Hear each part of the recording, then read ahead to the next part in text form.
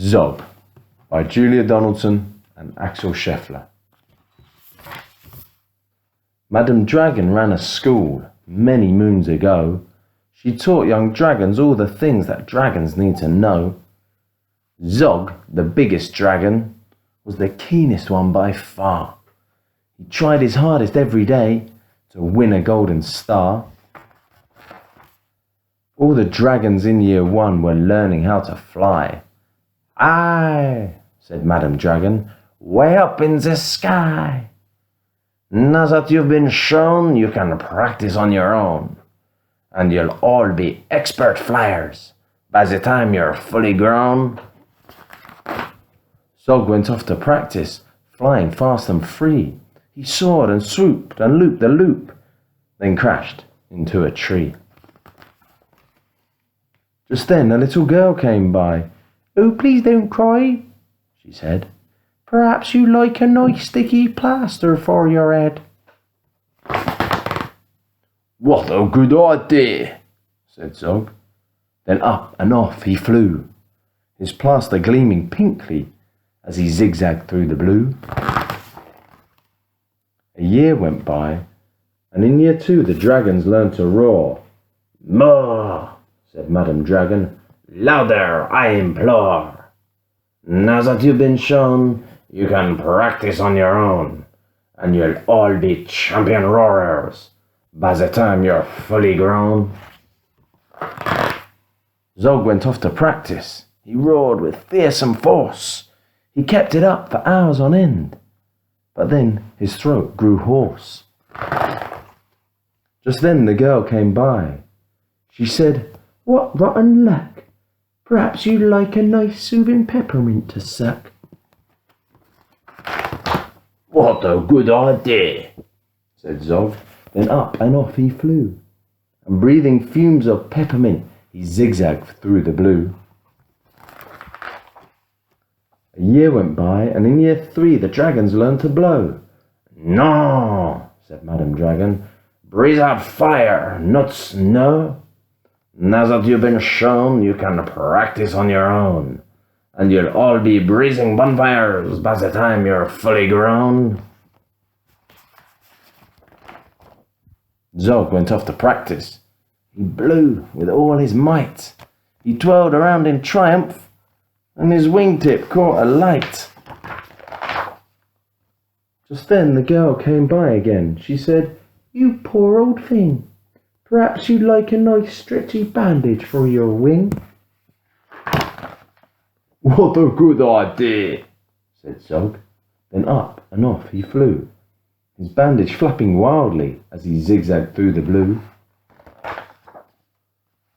All the year 4 dragons were learning. Can you guess? "Yes," said Madame Dragon. "How to capture a princess. Now that you've been shown, you can practice on your own. You'll need to capture hundreds by the time you're fully grown." Zog went off to practice. He tried and tried and tried, but he simply couldn't manage. "I'm no good at this," he cried. "I'll never win a golden star." Just then he saw the girl. "Perhaps," she said, "you'd like to capture me. I'm Princess Pearl." "What a good idea," said Zog. Then up and off they flew, the princess gripping tightly as they zigzagged through the blue. "Ah," said Madame Dragon, "our first princess so far. Congratulations, Zog, my dear. You've won a golden star." Zog was proud and happy, and Pearl felt good as well. She took the dragons' temperatures and nursed them when they fell. A year went by, and in year 5, the dragons learned to fight. "Right," said Madame Dragon, "here comes a real live knight." Up spoke the knight. "My name," he said, "is Gadabout the Great. I've come to rescue Princess Pearl. I hope I'm not too late."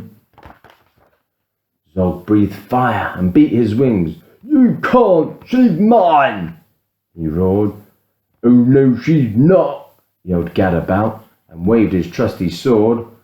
The other dragons crowded round and watched them all agog. Who was going to win the fight, Sir Gadabout or Zog? Then Princess Pearl stepped forward, crying, "Stop, you silly chumps! The world's already far too full of cuts and burns and bumps. Don't rescue me, I won't go back to being a princess and prancing round the palace in a silly frilly dress. I want to be a doctor and travel here and there, listening to people's chests and giving them my care." "Me too!" exclaimed the knight, and took his helmet off his head. "I'd rather wear a nice twisty stethoscope," he said. "Perhaps, Princess, you'll train me up?" And Pearl replied, "Of course, but I don't see how the two of us could fit upon your horse." Then Zog said, "Guys, doctors, I'd love to join the crew. If you'll let me be your ambulance, then I can carry you." "Bravo!" said Madam Dragon. "An excellent career!" And all the Year 5's dragons gave a loud, resounding cheer. Then Madam Dragon told the horse, "I really hope you'll stay. I'll let you be my pupil's pet and feed you lots of hay." "What a good idea," said Zog. Then up and off he flew, the flying doctors waving as they zigzagged through the blue.